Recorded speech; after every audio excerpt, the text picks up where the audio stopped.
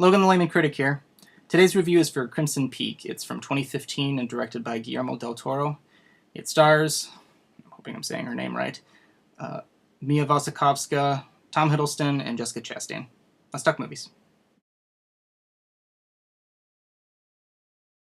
Following the death of her father, Edith is wooed into marrying the mysterious Sir Thomas Sharp. They return to his family's mansion in England, which sits atop a red clay mine. But there's more going on than what appears. Edith is seeing ghosts in the mansion, and Thomas and his sister have less than scrupulous plans in store for her. This movie was recommended to me about a year ago, and I just finally got around to watching it last night. I went in cold, so I didn't know what it was about other than it being horror and that Guillermo del Toro was the director. The film starts off in a way that makes you think that this is going to be a ghost story. Yes and no. Ghosts feature in the story, but they aren't the antagonists. They're more of a plot device, really. That was kind of disappointing, but I like that the movie sort of pulls the rug out from under you and making living people the true monsters of the story. The movie centers primarily on three characters: Edith, Sir Thomas, and his sister, Lucille. I enjoyed how Edith was written, with a strong independent streak, but still someone who values tradition, even if she sometimes finds herself fighting against it.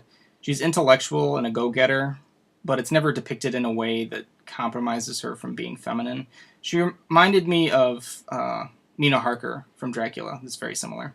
Mia Wasikowska had previously played the title role in Alice in Wonderland, and this feels like a logical extension of that performance, albeit much darker in tone. Thomas is arguably the most interesting character of the film because of the ambiguity of his actions and reactions. I thought Tom Hiddleston was able to effectively convey nuance and remain cryptic.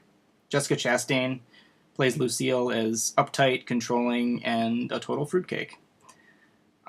And like Thomas, you're not sure what exactly is going on with her, what she wants, why she's so protective of her brother, that sort of thing.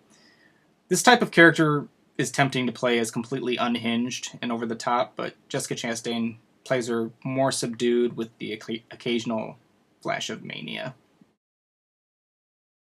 Moving on to the visuals, Crimson Peak has great production values. The costumes and set designs look true to the period.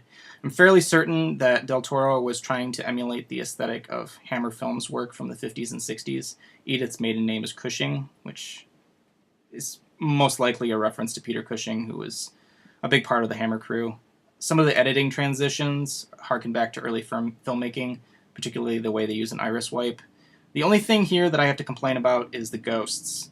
They're realized through CG, and that kills the scare factor as a result. It's October now, so horror films are going to be on the mind of most people. If you want a conventional ghost story, Crimson Peak won't scratch that itch. But if you like gothic horror in a broad sense, this is worth giving a watch. It's pretty to look at, and the three actors all give strong performances. Thanks for watching.